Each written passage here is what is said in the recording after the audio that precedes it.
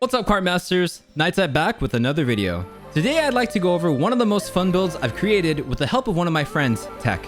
With title update number 1's release, a new set of monsters and skills have been released, giving us more comfort and damage options. The build I'll be presenting is what I'd like to call the Ultra Trigger Rush build, which is an evade buff heavy set and utilizes skills such as Blade Scale Hone, Status Trigger, Adrenaline Rush, Bubbly Dance, and etc. I'll explain the important skills, how to trigger them, and provide a template so that you can get to kicking some booty. So with that said, let's get to it.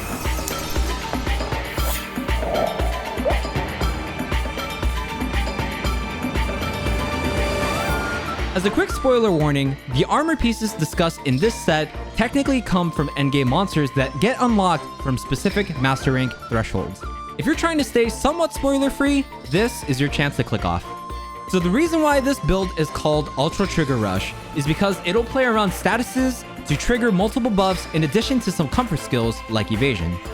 Let's start off by going over the skills that will be utilized in this build. Believe it or not, Bubbly Dance at level 3 is actually the main star of this build. How it works is when you roll at least 3 times, at level 3 it inflicts Bubble Blight, but instead of slipping around, you get 30 seconds worth of Constitution 2 and Evade Window 2. As one piece of armor from the template provides Evade Window 3, you max out at 5 when Bubbly Dance kicks in. This also heavily synergizes with the rest of the skills we're about to go over.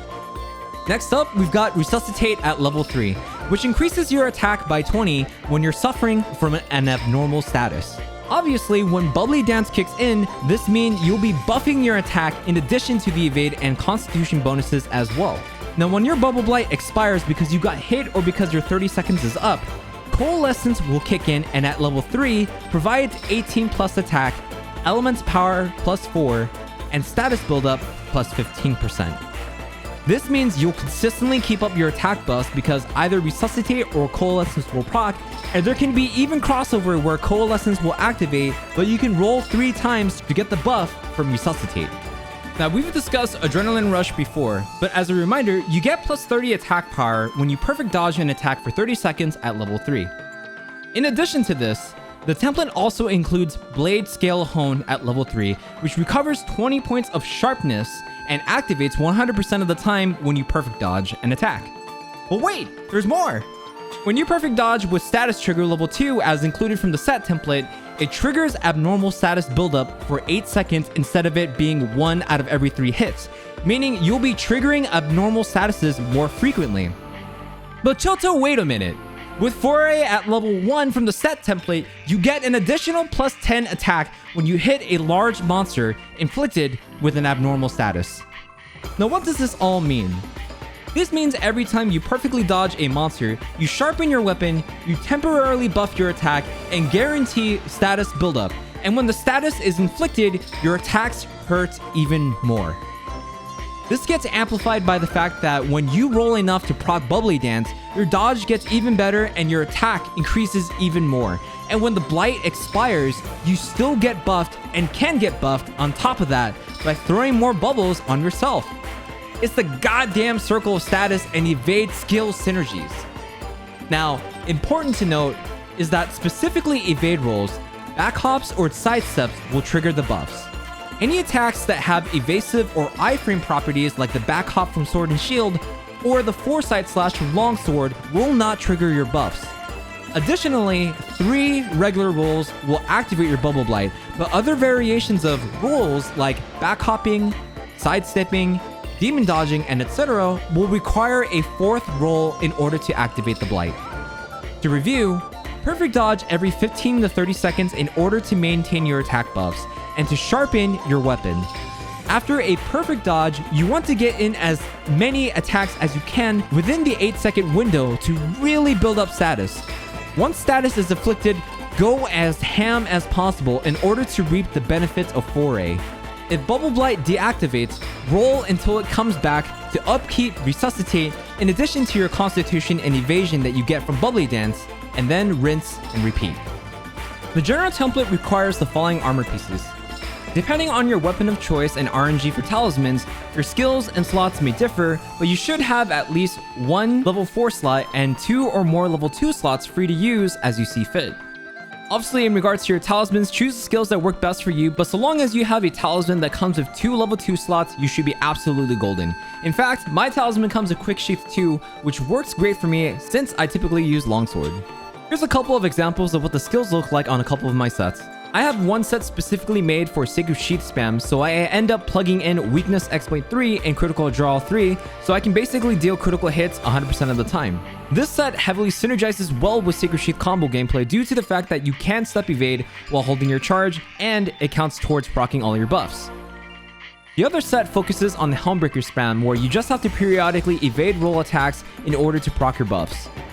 You then continue to Helmbreaker whenever you have an opening and when you have your buffs activated. Now, obviously, if you're not using a longsword, you won't need skills like Quick Sheath 3, which means you should have even more slots to play around with to maximize skills to your preferences. Honestly, as it stands, the template should allow for several different weapons to utilize the set's slew of skills like Sword and Shield, Dual Blades, Insect Glaive, and etc. Heck, with a little bit of tweaking, I'm sure you could make it somewhat, if not mostly usable for gunners as well. Feel free to correct me if I'm wrong in the comments, of course. Now, skills like Weakness Exploit can always be changed out, but as a matter of personal preference for damage, I typically have it in my sets.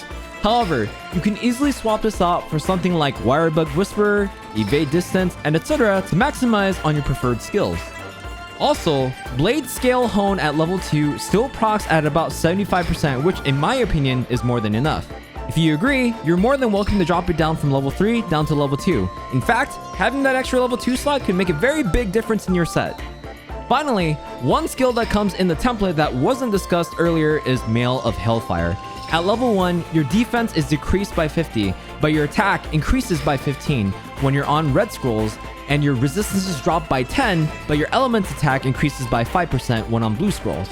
Now, you will want to make the best use of your evasion skills, as taking any damage could potentially hurt you really bad, especially when hunting afflicted monsters.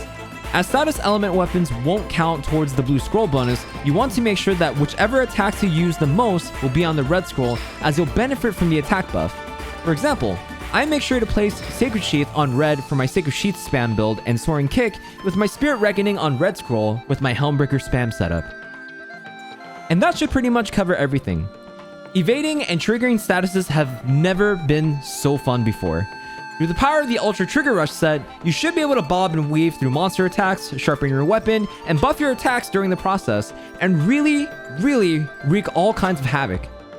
Though it might not guarantee humongous amounts of damage like other specialized builds made for specific weapons or styles of gameplay, you should at least have a lot of fun knowing that you'll be crippling monsters and laying the smackdown in both solo and multiplayer hunts.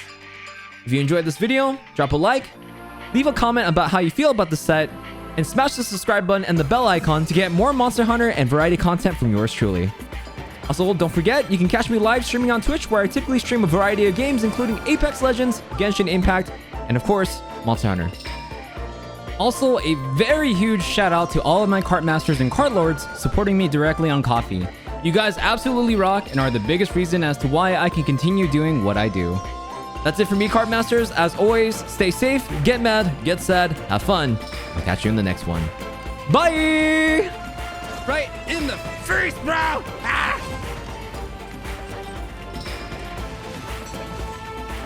Easy clap. Easy clap. Oh my god! That whip!